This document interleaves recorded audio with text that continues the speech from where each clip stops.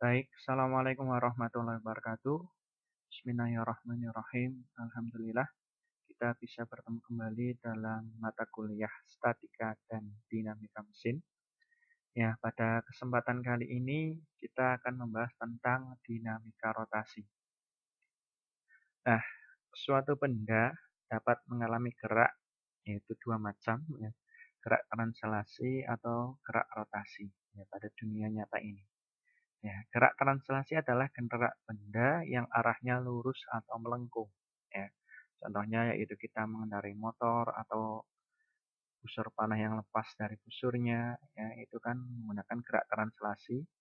Pada gerak translasi menggunakan konsep hukum Newton yang kedua, yang kemarin sudah kita bahas, ya, tentang hukum Newton. Nah, sedangkan gerak rotasi adalah gerak yang mengalami perputaran terhadap poros tertentu. Nah, contohnya gerak rotasi ini adalah gerakan pada gangsing ini.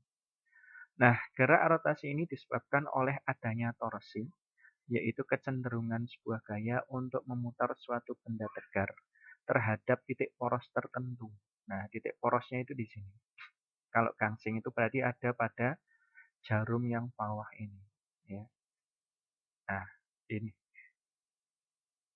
Nah, torsi. Gerak pada rotasi mengalami suatu torsi.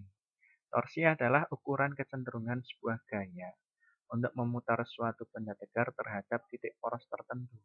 Nah, rumusan torsi atau momen gaya adalah sebagai berikut. Ini jika torsi itu atau momen gaya itu tidak membentuk sudut, maka yang digunakan adalah persamaan yang ini. Ya, torsi ya sama dengan F kali R. Di mana F adalah gaya, R adalah jarak gaya ke poros, satuannya meter.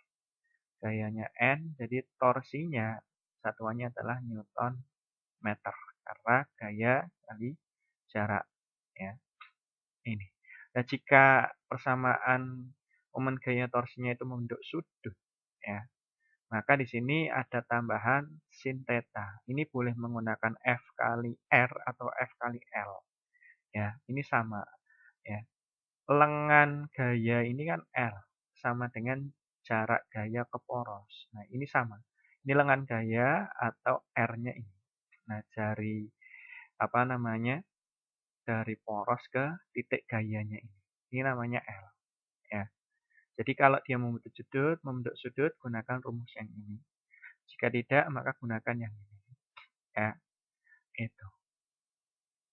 Paham ya? Nah, kemudian untuk lengan momen. Lengan momen atau L, ya, yang tadi sudah disebutkan, adalah sebutan untuk jarak titik poros rotasi sampai ke gaya yang saling tegak lurus. Nah, torsi merupakan suatu besaran vektor. Nah, sehingga ia mempunyai arah. Ya. Torsi akan bernilai positif apabila arahnya perlawanan arah dengan jarum jam. Nah, sedangkan torsi akan bernilai negatif apabila arahnya searah dengan jarum jam. Nah, ini maka torsinya di sini nilainya positif karena ini berlawanan arah dengan jarum jam. Nah, seperti itu. Nah, kemudian momen inersia.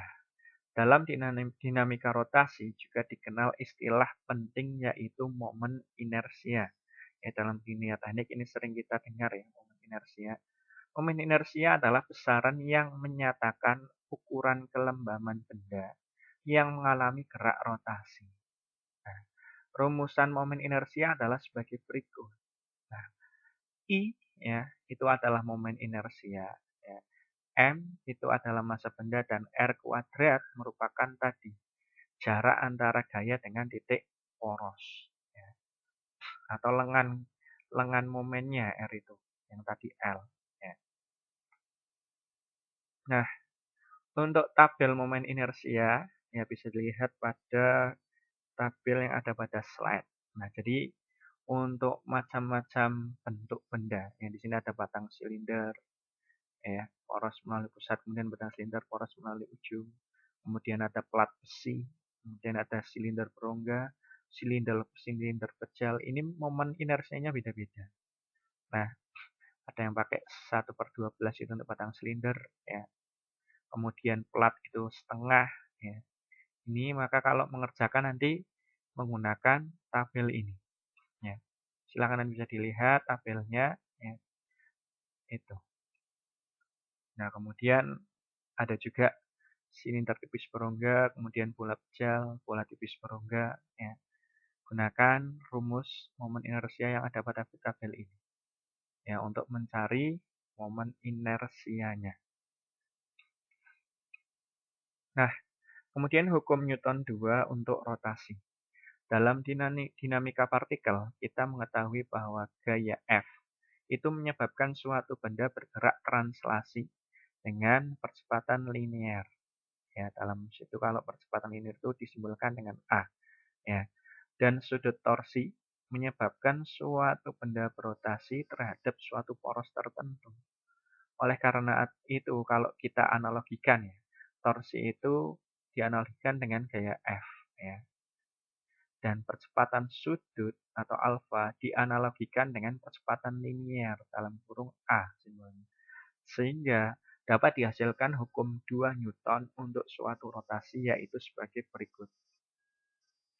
Nah, di mana ya T ini adalah torsinya atau Newton meter, I itu adalah momen inersianya, alfa itu adalah percepatan sudut.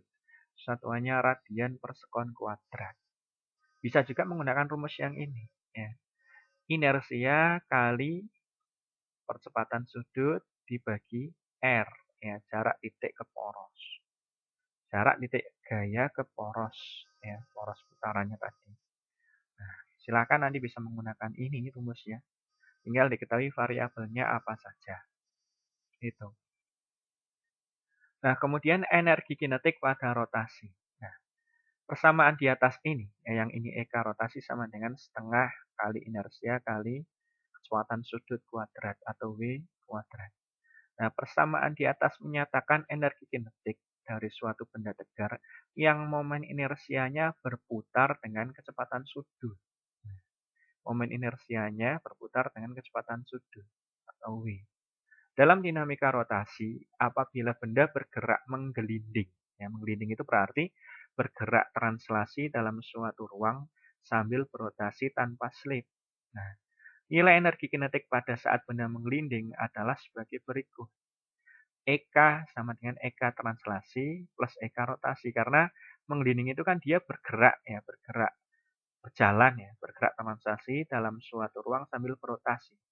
Ya, menggelinding itu kan berarti bergerak maju ke depan atau ke belakang dengan berputar. Maka di sini energi kinetiknya itu ada dua. Energi kinetik translasi ditambah energi kinetik rotasi. Nah, di mana di sini bisa dilihat EK-nya sama dengan setengah mv kuadrat untuk yang translasi ditambah setengah inersia kali kecepatan sudut kuadrat. Seperti itu.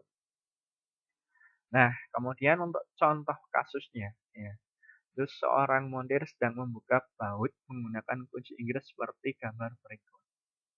Nah, ini ya di tengah ada bautnya, kemudian kita ibaratkan ini sebagai kunci Inggris ya, ini gambar kunci Inggris. Nah, kemudian dia membentuk sudut 30 derajat ya terhadap gayanya. Ya, ini berarti kalau gayanya kayak ini sedang membuka baut ya, dengan gaya 80 Newton. Nah, panjang dari baut ke gaya adalah 30 cm. Ini panjang dari sini ya ke sini itu adalah 30 cm. Berarti kunci Inggrisnya besar ya. Nah, momen gaya yang terjadi adalah sebesar berapa ya. Dengan diketahui sinusnya 30 derajat itu adalah 0,5. Nah, maka pembahasannya seperti ini, penyelesaian. Diketahui F-nya itu 80 Newton, θ-nya itu adalah 30 derajat, L-nya atau jarak lengan momennya adalah 30 cm. Dijadikan meter jadi 0,3 meter. Ditanya besarnya torsinya ya atau momen gayanya. Jawab ya, untuk mencari momen gaya T ya, atau tange ini torsinya ya. F sama dengan L kali sin theta karena dia menggunakan sudut. Tinggal masukkan saja 80 kali 0,3 kali sin 30. 80 kali 0,3 kali setengah. Hasilnya adalah 12 Newton meter. Nah, jadi momen gaya yang terjadi pada kunci Inggris tersebut atau pada baut yang diputar itu untuk dibuka sebesar 12 Newton meter. Nah, mungkin itu yang bisa kita bahas ya. Silakan nanti apabila perlu membaca literatur yang lain untuk berlatih tentang momen ya atau torsi, bisa baca-baca di buku maupun di internet. Terima kasih. Sekian dari saya, semoga bermanfaat. Wassalamualaikum warahmatullahi wabarakatuh.